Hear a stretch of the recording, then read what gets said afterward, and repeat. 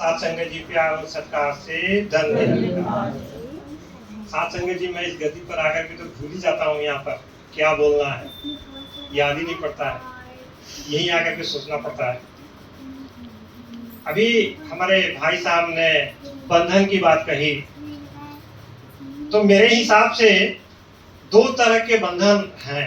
कुछ बंधन ऐसा है जो प्रिय होता है, जो अच्छा होता है, और कुछ बंधन जो होता है वो टूटता नहीं है जल्दी, तोड़ने पर भी जल्दी नहीं टूटता है। और उस तोड़ने के लिए हमें सदगुरु के पास आना पड़ता है। साथ संगत जी, एक छोटी सी कहानी हमें याद पड़ती है, बहुत पुरानी कहानी है, हम पहले भी सुनाते आए हैं कि बहुत जमाने पहले एक व्यापारी अपने 100 ऊंटों को लेकर के सफर कर रहा था। तो उन जमाने में जो ऊंटों को लोग लेकर के जाते थे, वो क्या करते थे, उस ऊंट के ऊपर ही रेगिस्तानी इलाके में अपने सामान को रखते थे और उससे ही वो यात्रा करते थे। वो बहुत बड़ा व्यापारी था, तो उसके 100 ऊंट थे। तो 100 ऊंट थे, तो एक रात हो गई जाते जाते। एक रात को करीबन 10-11 बजे के समय में वो एक होटल में पहुंचा, और जब वो होटल के पास पहुंचा, होटल को उसकी भाषा में, उस वक्त के भाषा में सराय कहते हैं, सराय इंग्लिश में कहते हैं। तो पहुंचा तो उसने क्या किया कि होटल में ठहरना है तो अपने ऊंटों को तो बांध कर रखना पड़ेगा ना उसको। उसने क्या किया कि बांधते गया, सारे ऊंट, एक एक ऊंट को बांधते गया, एक एक ऊंट बैठते चले गए। लेकिन अचानक किसी वजह से एक ऊंट की रस्सी नहीं मिल रही थी। अब उसको छोड़ करके कौन आए?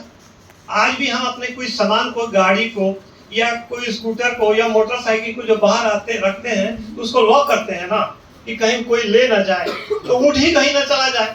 इसीलिए वो सोच में पड़ गया। अभी उसके पास में ऊंट की रस्सी नहीं, तो क्या करे? उसने क्या किया कि सराय के मालिक जो ऊपर खड़ा हुआ था छत के ऊपर, और खिड़की से मतलब उसका दरवाजा था, उसने चिल्ला के कहा कि हे सराय के मालिक, मुझे एक रस्सी दे दीजिए, मेरे एक ऊंट को बांधना है और आपके होटल में तो मैं ठहरा हूँ। तो मालिक ने कहा कि अरे रस्सी की क्या जरूरत है, रस्सी की जरूरत नहीं है, बिना खूंटा का खूंटा ठोक दो और बिना रस्सी का रस्सी बांध दो।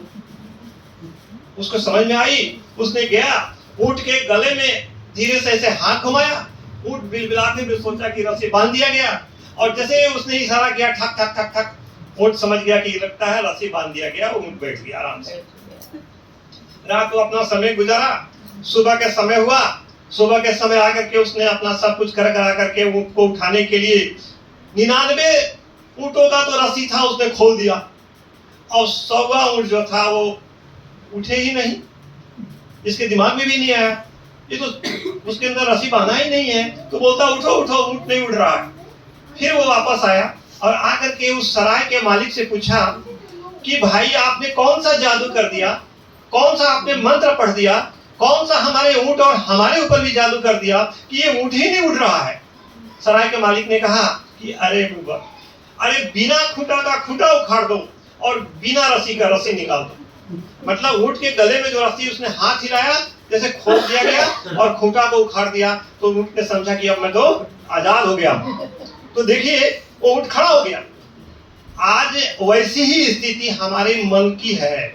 आज हम भी बिना खूंटा के खूंटे में बंधे हुए हैं और बिना जंजीर के हम जंजीर में बंधे हुए हैं। काम, क्रोध, लोभ, मोह, अहंकार, इस प्रकार की जंजीरें, बाप का जंजीर, बेटा का जंजीर, भाई का जंजीर, पत्नी का जंजीर, पुत्र का जंजीर, पुत्री का जंजीर, ये सारे जंजीर हमको बांधे हुए हैं। और इस बंधे हुए जंजीर को हम, कोई बताता नहीं है, कोई समझाता नहीं है, ये मेरी पत्नी है, मेरी बीवी है, ये मेरा बेटा है, ये मेरा पुत्र है, मेरा भाई है, ये मेरा बंधु है। ये तरह के जंजीर में हम बंधे हुए हैं। ये जंजीर प्यारा भी लगता है, अच्छा भी लगता है, लेकिन ये कब दुखदाई हो जाता है, जब ये हमारे शरीर को, हमारे आत्मा को पकड़ करके बांध लेता है। जब हमारी आत्मा इनमें जकड़ जाती है, जैसे सत्संग जाना है, बीवी कहती है कि अजी मुझे शॉपिंग मॉल लेके चलो, अब बंधा हुआ उस जंजीर से, सत्संग जाएगा नहीं, वो सत्संग करने नहीं जाएगा क्योंकि वो शॉपिंग मॉल में जाएगा, पवन जी के दुकान में पहुंचेगा, हमारे इधर उधर जाएगा, क्योंकि ये जंजीर। बेटा कह रहा है कि नहीं पापा, आज हमको मेला लेके चलो घुमाने के लिए, क्योंकि आज तो सत्संग का समय है, छोड़ो सत्संग का, आप हमको घुमाओ। वो बंध गया, उस जंजीर में बंधा हुआ है, इतना झगड़ा हुआ है।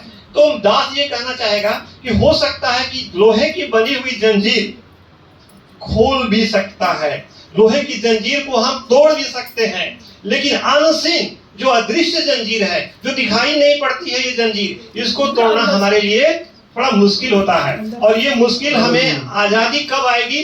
जब हम इस सत्संग से जुड़ेंगे, इस गुरु के दरबार में आएंगे, इस गुरु के चरणों में शीश नवाएंगे और यहाँ महात्माओं की बातों को सुनेंगे, तो वो अदृश्य जंजीर जो हमें जकड़े हुए हैं उससे हम उखड़ जाएंगे। जैसे बिना खूंटा का खूंटा उखड़ना, बिना रस्सी का रस्सी उखड़ना, ये कहां से होगा? ये गुरु के पास आकर के ही होगा। इस तरह के ज्ञान हमको मिलेगा तो हम क्या होंगे? आजाद हो जाएंगे। वरना हमारी ये आजाद, अब देखिए लोग कहते हैं कि भाई जंजीर तो बड़ी अच्छी भी है। एक आदमी पतंग उड़ा रहा था और पतंग उड़ा करके, और पतंग तो ऊंचाई पर तब जाती है जब वो अपने डोर के साथ में और लटाई से बंधी रहती है। तो कुछ जंजीर ऐसी होती है जो हमको ऊंचाई तक ले जाती है। ये नहीं है अरे महात्मा जी ने कहा कि नहीं जी परिवार को छोड़ दो, सब निकल जाओ, किसी के जंजीर में नहीं फंसना है, किसी के पास में नहीं जाना है, किसी की बात में हम लोगों को नहीं फंसना है, तब तो गड़बड़ हो जाएगा। पत्नी खोजती रह जाएगी, मेरा पति कहाँ चला गया, जंजीर तोड़ के चला गया, मेरा बेटा कहाँ चला गया। अरे भाई हम तो सत्संग गए थे ना, सत्संग में महात्मा जी ने सुनाया कि भाई आप तो अलग हो जाओ, चला जाओ, ये सब तोड़ दो, ये सब माया मोह है। तो बेटा चला गया पूरब, बाप चला गया पश्चिम, माँ चली गई दक्षिण। तो इस तरह से क्या हुआ? हमारा संसार टूट जाएगा।